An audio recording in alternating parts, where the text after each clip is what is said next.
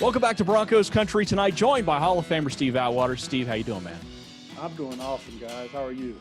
We're doing great. It's good to have you. I want to talk a little bit about the outside linebacker position with you today.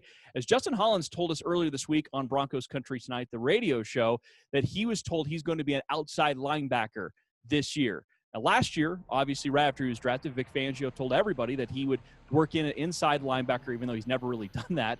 And, of course, because of injuries, he had to also work at outside linebacker last year. Well, now that we're here at this point, Justin Hollins telling us where he's going to play. What does that mean to you about the depth at inside linebacker? Does this say something about Justin Sternad to you?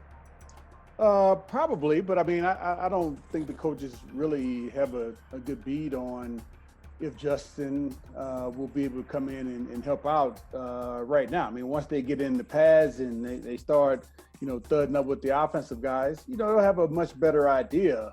But I think Justin Hollins, when you just look at his body and how tall of a guy he is, it looks like he's made for that edge position. But I really liked him at inside linebacker last year.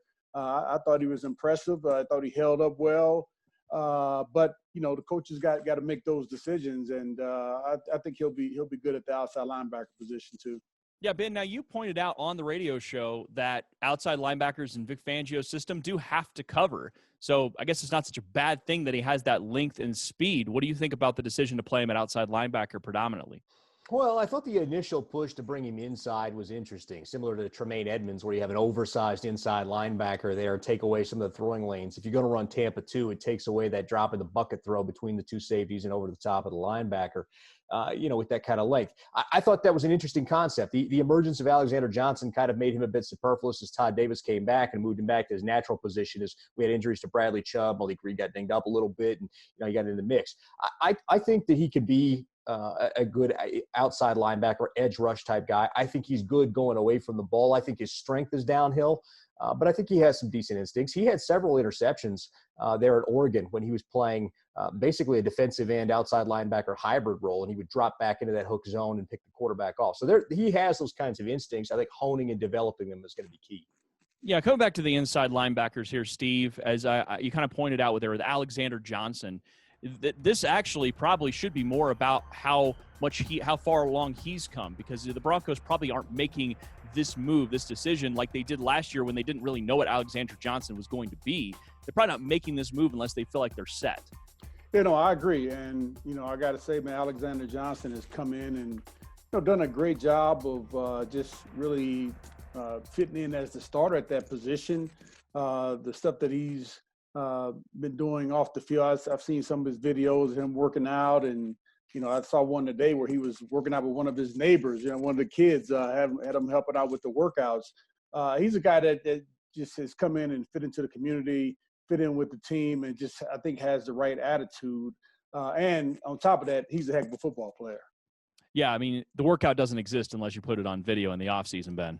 Well, that's what I was gonna ask Steve. I mean, Alexander Johnson is a prolific film the workout guy, and I was gonna ask Steve two questions, two-parter. One, if you don't throw it up on Instagram, did you even work out? And two, Steve, what's your Instagram handle? Because obviously you're on and checking out Alexander Johnson's workouts, but you're not my friend.